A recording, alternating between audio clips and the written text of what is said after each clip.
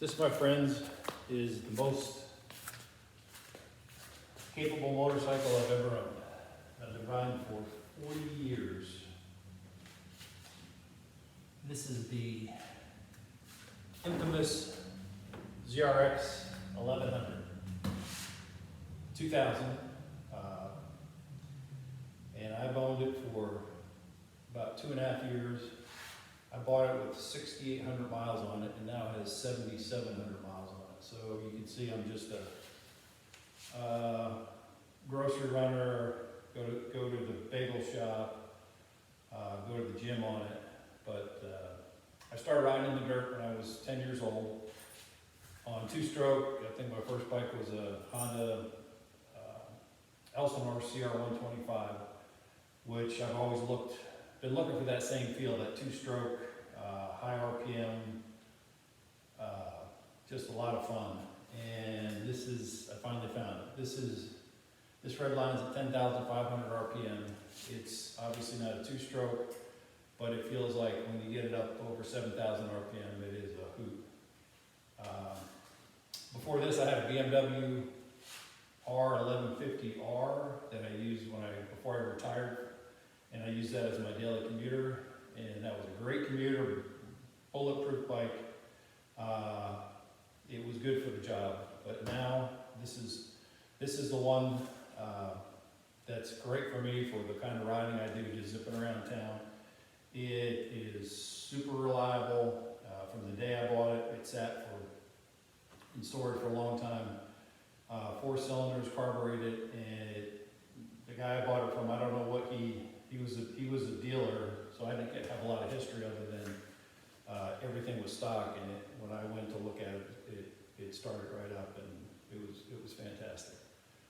So let me do a walk around quick and show you what I love about it. So when I bought the motorcycle, it had been dropped against a garage door frame, and the front fairing was cracked and broken in right here. And I did my own body work, as you can probably tell. I used surfboard resin and filled in the crack. I didn't grind it out and do all that crazy stuff to it. I just put some aluminum tape behind the crack, filled it in with resin, and airbrushed it with paint and an overcoat. The purple decal was taken off. It's now painted. You can't really tell where the paint starts and the decal begins, but instead of a new decal, I just found some plum paint on eBay, and that's what it came out to. So works for me. The other problem I had was I don't like loud motorcycles. I don't understand why people want their motorcycles so loud. So when I bought it, the silencer was chopped off down to 1/3 of the size and gutted, and it was obnoxiously loud. So I found I was looking for a brand new silencer. Couldn't find one. All the ones I saw on eBay were in pretty rough shape. So this one is actually off a 1997 Yamaha Thunder Ace, which is the predecessor of the R1. And the only problem is it was a bolt right up, bolted, 3-bolt pattern, everything fit except the hanger. The hanger that's here was the original one that was not in the same position, so I had to have another hanger welded on it, and that's what it looks like. It's okay for me, and it's nice and quiet, as you'll see when I start it here in a little bit. And the other things I did is rebuilt the brakes, calipers, 6-pot calipers. They needed to be rebuilt. I also put the new brake line on the, I guess, Teflon interior with the steel exterior. I think it's a Schrader. And I changed the master cylinder. I like my brakes snappy. And I put a radial master cylinder.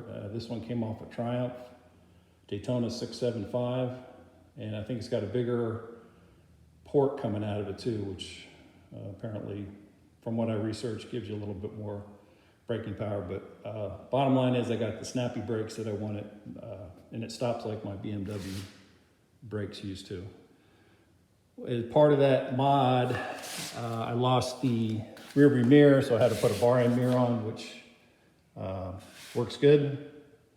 And I have the standard mirror on the other side, which kind of looks a little goofy, but again, it's good for me. I put new rear shocks on. The shocks that were on it were aftermarket, and the KYBs online were super expensive for, 20-year-old rebuilt shocks, or I don't even know if they were rebuilt. So I bought these new Hagons from, I think they came from England, and they kind of spec them for your bike and your weight, and they're working great. They're perfect, they're set up perfect. And when my wife gets on the back, it's also great. They're super shocks. I think they were $550 delivered. Took a while to get them because they supposedly build them to order. Obviously I changed all the fluids, the clutch fluid, the brake fluid, the coolant, and I've rebuilt the front forks, I put a heavier oil in the front forks. And I think one of the seals were good. One of the dust covers was leaking, was broken and cracked, so I changed the dust cover. And I think that's it. New tires, I put Metzler tires on it, which in the van I'm probably gonna try something different when these go, but anyhow. But yeah, it is a super comfortable ride. I'm 6'3", probably 220 pounds, size 14 shoe, and I can get my feet in, I can shift without jamming up my hip. I couldn't do that with my BMW. I had to lower the pegs and extend the shifter. But with this, it's super comfortable, seat's super comfortable. And it's just, the longer I have this bike, the more I fall in love with it.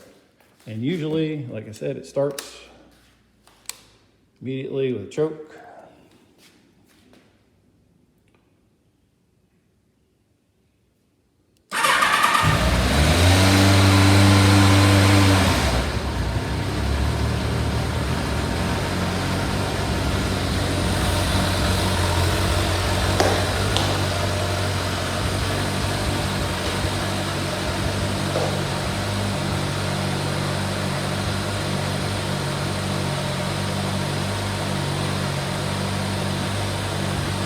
Quiet, like I like it.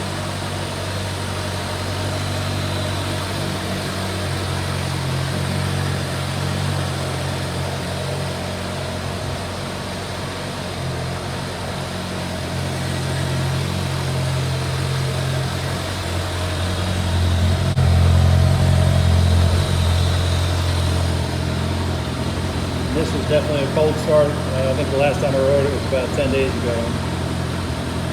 And that's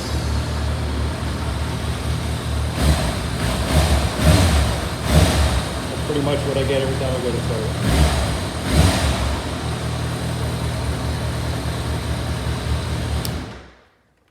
But I felt the need to make this video because I've loved this bike so much and I love riding so much. And I know different folks are into different kinds of riding, but this is a ticket for me, and I think this will be the one I keep for the long term. And since my spouse allows only one motorcycle in the garage at a time, this is the one. And hope to have many good fun years riding on this thing. Hope you enjoy it. See ya.